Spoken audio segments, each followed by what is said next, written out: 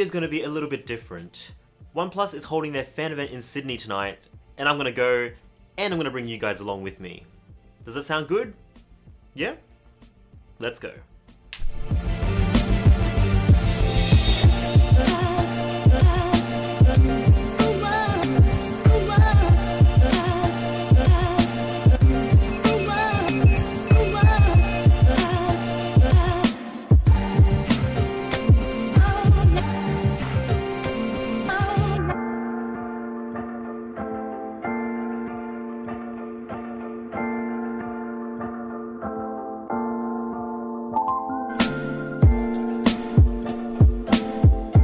So a OnePlus fan event is an opportunity for fans and consumers to meet some of the team behind the products that they love. In Sydney, it was held at the Museum of Contemporary Art along the touristy but equally picturesque location of Circular Quay overlooking Sydney Harbour. Right on 6:30, the build-up of fans reached fever pitch as tech lovers gathered and eagerly awaited the festivities to come.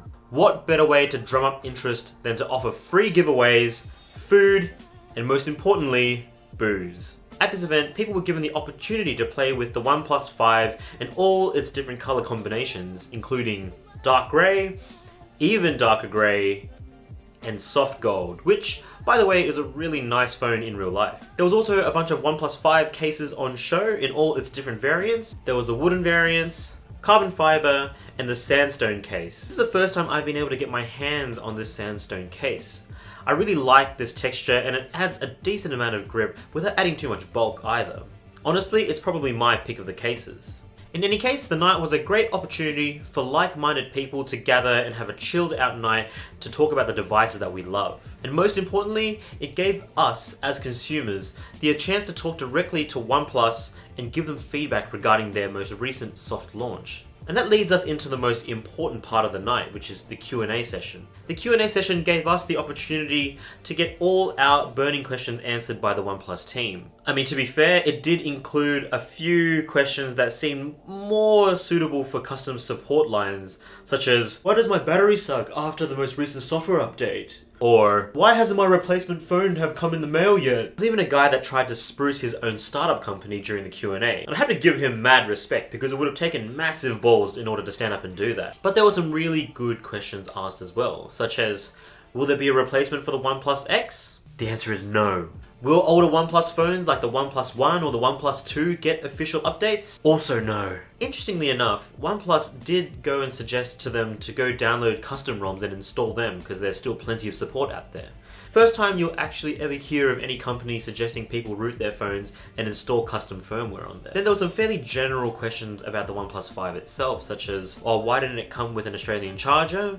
Will the OnePlus 5 be updated to Android Oreo, and if so, when? And then also, why are the cameras not so good? Why is the battery not so good? Yada yada, etc, etc. What was most interesting was when someone asked, why doesn't the OnePlus 5 adopt certain 2017 flagship trends, such as the bezel-less phone, the waterproofing, stereo speakers. And it's quite interesting because it wasn't that long ago when The Verge covered the OnePlus 5 production, where we had Carl Pei, the CEO of OnePlus, explain that OnePlus in the grand scheme of things is still a relatively small player when it comes to the flagship smartphone market. They don't have access to the latest and greatest technology, and that includes the bezel-less display. However, on the night of this fan event, OnePlus mentioned that we're a focused company.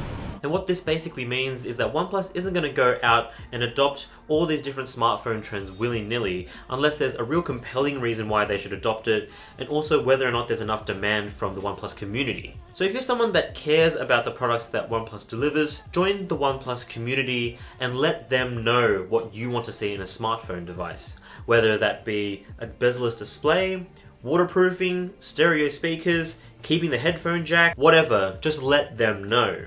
If the demand is there, chances are OnePlus is going to consider adopting it into their next flagship smartphone. And that was the overriding message during the night.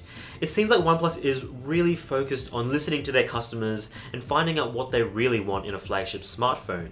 It's really unique given that we don't really get these opportunities as consumers to communicate these sort of messages face to face to people directly involved in the product itself. It's really important because it gives consumers the power to both influence and help design the future flagship smartphones for OnePlus. But overall, it was a really great night meeting with a whole bunch of other tech heads, and shout out to those who came up and said hi. Also, I want to give a massive shout out to the team at OnePlus, and that includes Kyle, Jane, Eric, and the other two people that I don't remember the name of, for holding such an amazing event. Anyway, what do you guys think? Are you guys attending the Melbourne event?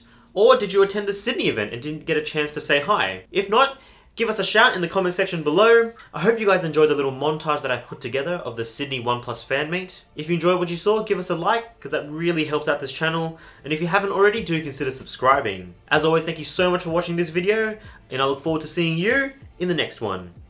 Say good day, Mum, for me. Cheers.